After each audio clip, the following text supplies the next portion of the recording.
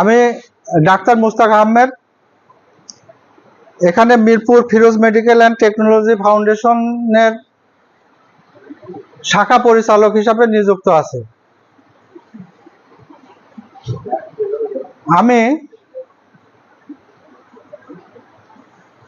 আমি আপনাদের সবাইকে সর্বপ্রথম ধন্যবাদ জানাচ্ছি এই বৃষ্টির ভিতরে কষ্ট করে এখানে আসার জন্য। আর সেই সাথে আমরা মিরপুরে এই অনুষ্ঠানটা আজকে আমাদের প্রধান অতিথি অনারেবল পার্সন চেয়ারপারসন তার বক্তব্যের মাধ্যমে উদ্বোধন ঘোষণা হবে। আমরা এই মিরপুরে থানা লেভেলে এরকম একটা প্রতিষ্ঠান সৃষ্টি করতে পেরে আমার নিজেকে গর্বিত মনে হচ্ছে, এবং এর সাথে আপনারা যারা প্রত্যক্ষ এবং পরোক্ষভাবে সম্পৃক্ত আছেন আমি সবাইকে আন্তরিকভাবে ধন্যবাদ এবং অভিনন্দন জানাচ্ছি।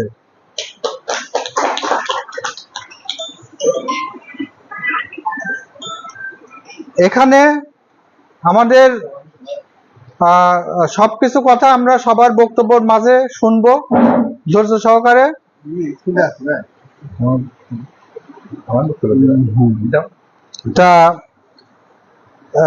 ধৈর্য সহকারে শুনবো। এই বক্তব্যের মাঝে আমরা সবকিছু স্পষ্ট হব যে আমাদের কি এবং এটা অনুষ্ঠানটা কেন এবং প্রতিষ্ঠানটা কেন, সেটা।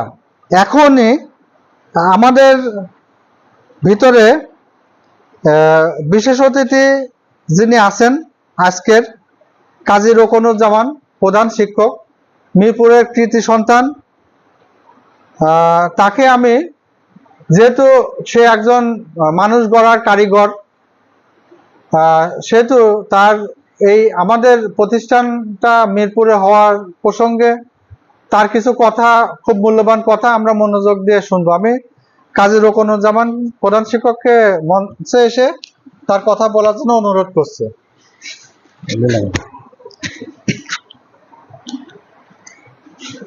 আউযু বিল্লাহি মিনাশ শাইতানির রাজিম, বিসমিল্লাহির রহমানির রহিম।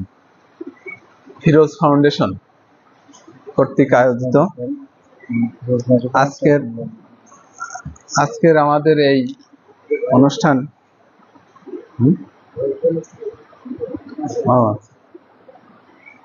ফিরোজ মেডিকেল অ্যান্ড টেকনোলজি, এই প্রোগ্রামটা আমাদের এই প্রতিষ্ঠানে যারা আয়োজন করেছেন তাদেরকে আমাদের এই প্রতিষ্ঠানের পক্ষ থেকে আন্তরিকভাবে অভিনন্দন ও শুভেচ্ছা জানাচ্ছি। আজকের এই অনুষ্ঠানের প্রধান অতিথি, বিশেষ অতিথি এবং সভাপতি মহোদয়কে আমার অন্তরের অন্তরস্থল থেকে তাদেরকে আমরা সাধুবাদ এবং শুভেচ্ছা জানাই। আমার যতটুকু ধারণা, এই ফিরোজ মেডিকেল অ্যান্ড টেকনোলজি এটা একটা ফাউন্ডেশন। এই ফাউন্ডেশনের আওতায় বিভিন্ন ধরনের কোর্স আছে। এটা 6 মাস মেয়াদি, 1 বছর মেয়াদি এবং মনে হয় 3 বছর এবং 4 বছর মেয়াদি। এই মেয়াদি কোর্স যারা কমপ্লিট করতে পারবে তারা স্বাস্থ্য সুরক্ষার বিষয় আদিগুলো সমস্ত কিছু জানতে পারবে এবং পল্লী চিকিৎসক হিসাবে বা এরিয়ার চিকিৎসক হিসাবে তারা সেখানে জ্ঞান অর্জন করে সেটা প্রয়োগ করতে পারবে। এই ফাউন্ডেশনের আওতায় আমাদের এই মিরপুরের যারা স্টুডেন্ট আসছে বা আগামীতে আসবে, আমরা সবসময় স্বাস্থ্য সুরক্ষা সম্পর্কে আমরা তাদেরকে জ্ঞাতকরণ করব এবং এর প্রয়োজনীয়তা সম্পর্কে আমরা জানাবো।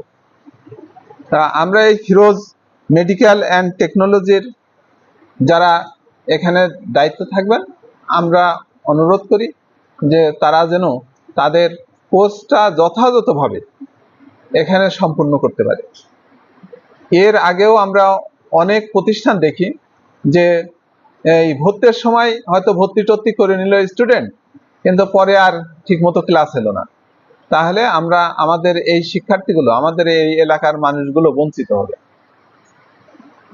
একটা বিষয় আমি যেটা এখন আমাদের এই জায়গায় স্টুডেন্ট থেকে শুরু করে অভিভাবক পর্যন্ত এখানে উপস্থিত আছে, তাই স্টুডেন্টদেরও এই জিনিসটা জানতে হবে এবং অভিভাবকদেরও এই জিনিসটা বুঝে নিতে হবে যে এখন এই বর্তমান সময়টা কেমন সময় যাচ্ছে।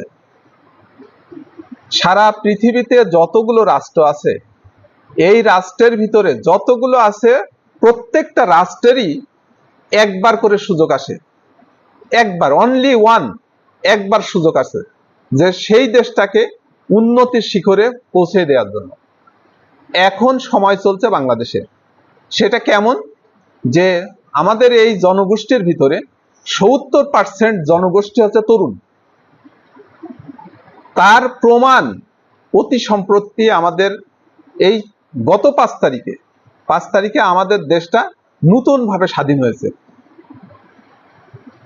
এটা কেন স্বাধীন হলো, কি জন্য স্বাধীন হলো, কাদের প্রয়োজনে স্বাধীন হলো, এখন তরুণ সমাজগুলো কিন্তু জানে। তারা কিন্তু কখনোই আমার এই ভবিষ্যৎ প্রজন্মকে আমি কখনোই ছোট করে দেখতে পাবো না, দেখবো না, দেখার কোনো স্কোপ নাই। যদিও এটা বলা কেমন হবে আমি জানি না।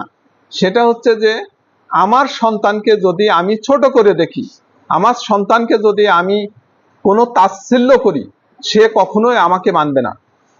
ওর অধিকার ও আদায় করেই নিবে। যেটা বর্তমান হয়েছে, আমরা সবসময় মনে করি যে কোনো স্বাধীনতা অর্জনের চাইতে ওই স্বাধীনতা রক্ষা করা কিন্তু বেশি কঠিন। তাহলে যেহেতু একটি স্বাধীনতা অর্জিত হয়েছে, এই স্বাধীনতা রক্ষা করার জন্য যা যা প্রয়োজন তাই তাই করতে হবে।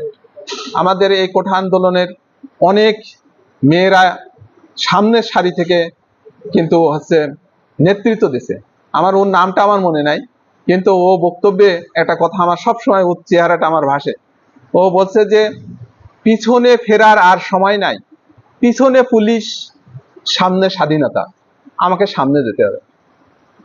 তার মানে প্রত্যেকেরই এই মেসেজটা নেওয়া দরকার যে সামনে স্বাধীনতা, পিছনে ফেরার কোনো সময় নাই, পিছনে ফেরা যাবে না, পিছনে তাকানো যাবে না।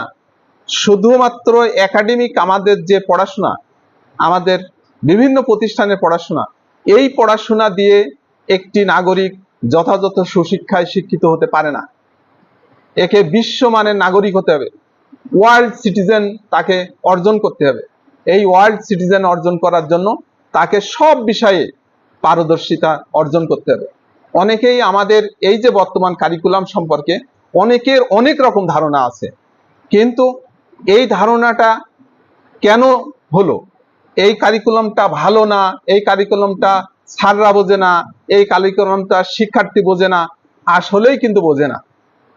যদি এই কারিকুলামটা বুঝতো, এটা একটা বিশ্বমানের কারিকুলাম, এটা একটু ধৈর্য ধরে যদি পড়াশোনাটার দেখে যেত, তাহলে এই কারিকুলামটাই কিন্তু বেস্ট কারিকুলাম। তবে কিছু অসঙ্গতি এর ভিতরে আছে মূল্যায়নের ক্ষেত্রে, যে আমরা পড়াশোনা করছি সেটা মূল্যায়নটা হবে কিভাবে, এই মূল্যায়নটা নিয়ে একটু সমস্যা আছে। কোনো জিনিস যদি আপনি এস্টাবলিশ করতে চান, তাহলে সেটাকে একটু সময় দিতে হয়। একেবারে তাড়াহুড়া করে সবকিছু এস্টাবলিশ হয়ে যায় না একদিনে, সেজন্য একটু সময় নিতে হবে। আবার শুনতেছি কারিকুলাম আবার পরিবর্তন হয়ে যাবে, এটা আমাদের জন্য দুর্ভাগ্য। যদি হয় হোক, তাতেও কোনো অসুবিধা নেই। যেটাই হয়, একটা মানুষ দেখবেন সেই মানুষটা সবকিছু পায় যে মানুষটা ধৈর্য ধরে। আপনি ধৈর্য ধরবেন, আপনার উপরে আপনার পরিবার যেটাই চাপাক, আপনি জানবেন যে আপনার পরিবার যদি সেই অভিভাবক আপনার চেয়ে বয়োজ্যেষ্ঠ হয়ে যায়, সে যেটা দিচ্ছে সেটাই নিবেন।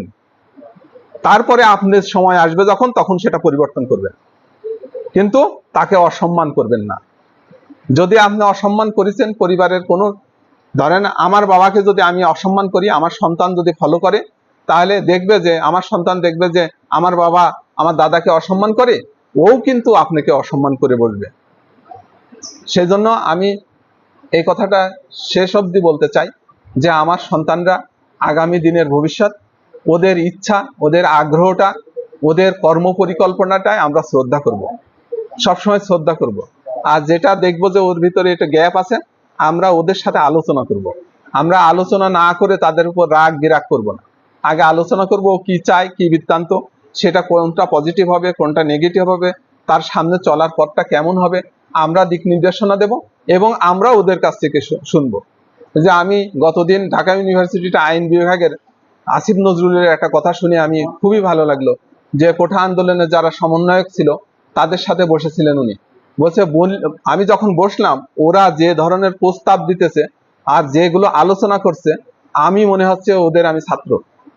একজন শিক্ষক সে বলতেছে যে মনে হচ্ছে যেন আমি ওদের ছাত্র, আমি ওদের কাছে অনেক কিছু শেখার আছে।